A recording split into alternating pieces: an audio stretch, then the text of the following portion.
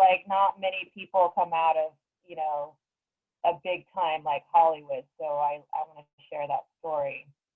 Well, I'm in a similar boat because coming from Kansas City, there's a lot of people who would say, "Oh my gosh, you moved from Kansas City to Los Angeles, a big, big, big town," you know, blah, blah, blah.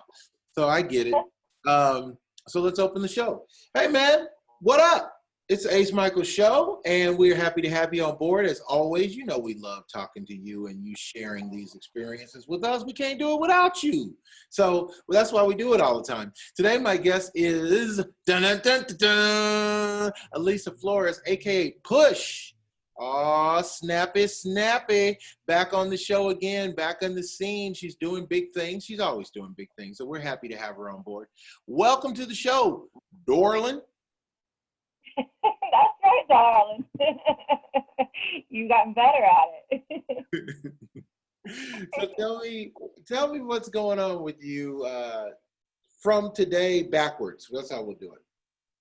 Yeah, so, you know, I moved back to Texas from, you know, Hollywood into Vegas, which, you know, you and I have kind of like went stomping grounds with at the same time. But I came back to Austin and been spending basically going over my life project that I've been working on for like 10 years. And it all started here in Austin. So I kind of like, it's perfect that I'm here going back to the beginning so I can tell the story from the beginning, share it with all of you guys. Really excited. So let's start from the beginning then. So why did you even move out of Texas? You had a comfortable bed, you had a cot with a comforter and the whole 9 yards. What made you leave that stability? Well, you know, I went as far as I could in Austin as an artist and a musician. I did everything you can think of, played music, put on art shows, met all the artists and did all that whole biz. But there was something I needed more. I wanted a bigger playground, so I went to the next place I knew, was LA, and I had a couple of art friends out there. They plugged me in, and here came Hollywood. I did my first audition, and that first audition was with you, and I had never, ever danced in my entire life in front of an audience, more or less burlesque, and that's exactly what I came out there to do without like a game plan. Hold on, my dog, he wants to say hello. Yeah. So, wait, we're good, Mama. Lay down. There she goes. So yeah, I did my audition with you, and from there you got me to, you know, West Side,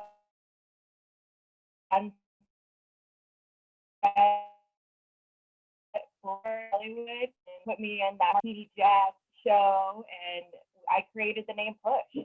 And from there, I developed my brand, became a huge performer. I mean, like, I went everywhere from there, Ace, like Burning Man shows, mansion shows. I did LA Weekly's best variety show in North Hollywood. Like, my dreams came true, so say, in Hollywood. Wow. As far as becoming a performer. And what's that like when your dream comes true?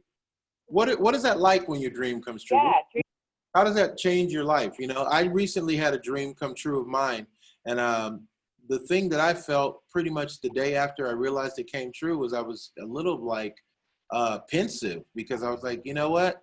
Now what? Like, all I know how to do is push this rock up a hill. Now it's up a hill. I'm at the top of the hill looking down going, okay, where's the next hill? Because that I know how to do. I don't know how to chill. Yeah. Right, and sit with your success. I hear you.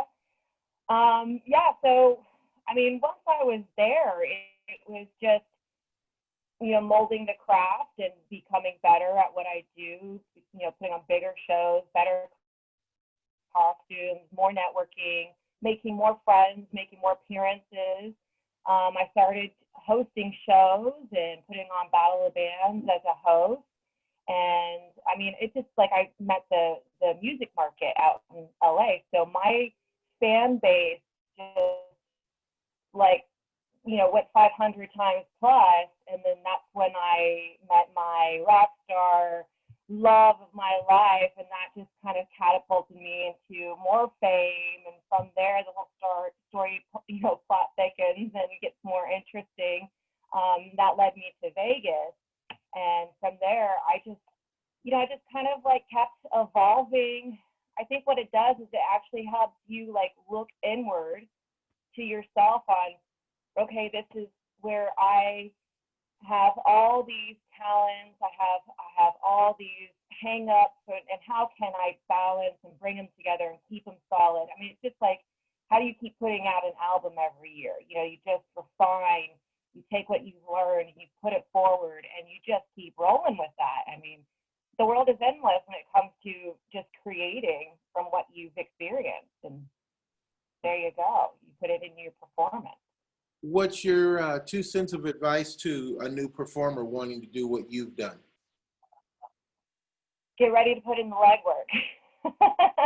You'll do everything you need to do. I mean, I went from places where I was house hopping, I was homeless. All my money went to costumes, and I barely ate, but like I was having a blast, and I was barely living at home because I was out and about all the time. So, weird hours of sleep, you're on the late night schedule, you're drinking all the time because you're at your show and, like with friends, and it becomes that lifestyle. And it's a tough one because this is where a lot of artists fall apart, is that there's no normalcy. The balance really becomes part of your work ethic. Like, you have to have that work performance balance. And if you get sucked into all that, you watch all that shit go bye-bye. But if you can come over, overcome it and do something great with yourself and have made a mark in this world, by all means, don't let that pass and keep it going. I mean, I don't perform anymore, but I found a way to keep that part of my life with other extracurricular activities that I do. You're a sexy hottie girl. Are you dating, or have you been dating? So COVID kind of put a little stomper on that, and I, have been keeping in touch with a lot of really good friends of my past that I'll call good friends. And it's good company, like the meeting of the minds years later, and everybody has, things they want to share. Because they didn't sell it, go on. And so, I mean, from here, now that people are coming back out, like I was saying earlier, like group dating is now the thing, like get to know some new people. I'm just all about wanting to meet new people. Okay, well, and so we'll all go out.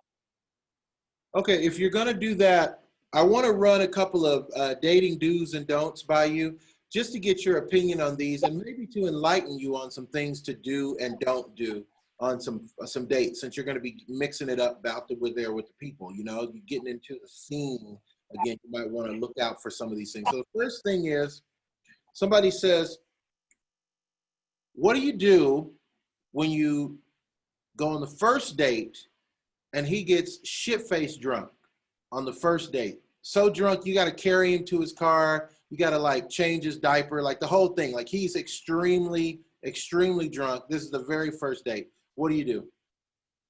I've been on that date, unfortunately. He's like, that was me. Things are about. That was me.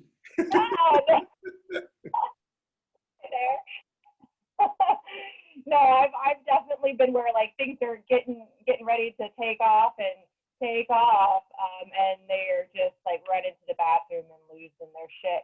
Or there's a whole like, we've had too much wine with dinner and they get dehydrated because they don't drink water. Get completely on stop. Like, okay, shit. Well, now you gotta hydrate, and there goes the rest of my evening. So good night. Right. Okay. Yeah, so it happens. So here's another one. You're seeing a person who can only call you late at night or text you. Okay. You text messages and weird hour phone calls. What does that mean? Are they married? They're married. I haven't. You're the affair they're having. Oh, and they're married? Well, no, you don't know they're married. All you know is Awesome. you can only seem to reach them by text message, and you get late hour phone calls, like 2 in the morning, 3 in the morning, like booty call time hours. Yeah, I get quite a few of those actually. You know, I roll with it. I mean, weirdly enough, dealing with musicians, it's kind of like a common tale that husbands have their agreements with their partners that when they're on the road, it's a whole nother game, right? So I get caught up in all that with my fellow friends. But no, it happens, and the communication has its own boundaries of respect for time frames and content, and you know, it's a very, very interesting dynamic relationship. Because I agree, there's no problem, my therapist says. But you know, like there are some people who are really sneaky, and I don't play with fire at that extent. I'm not here to hurt anybody, you know. Right, right.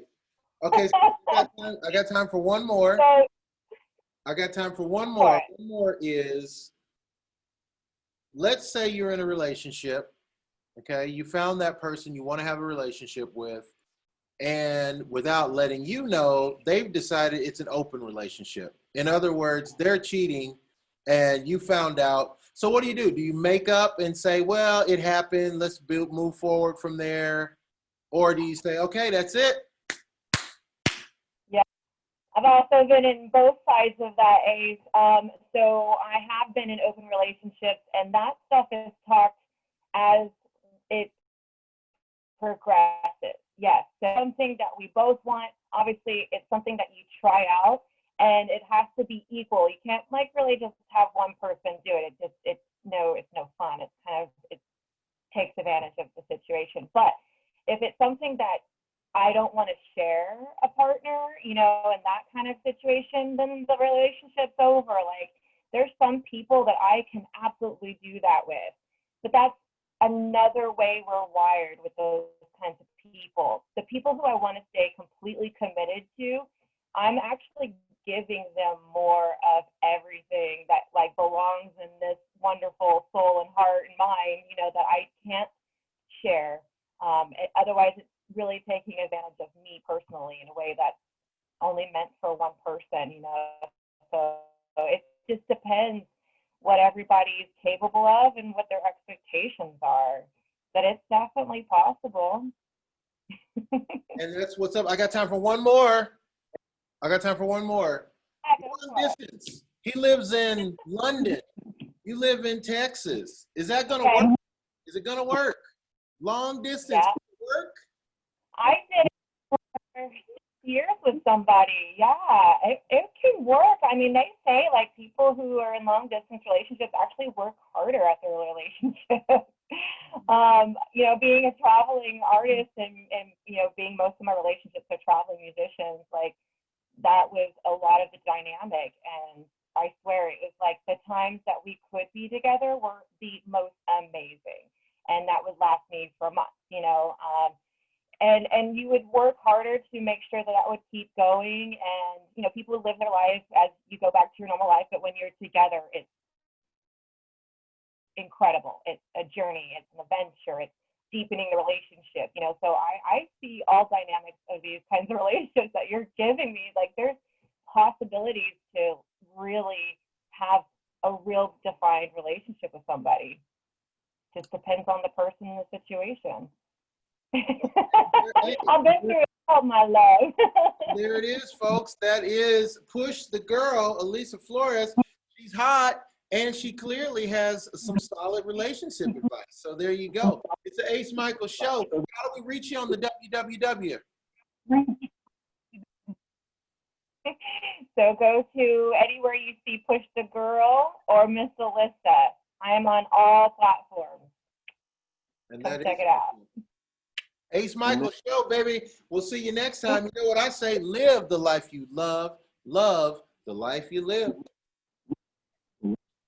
Yay, we did a show. All right, good stuff.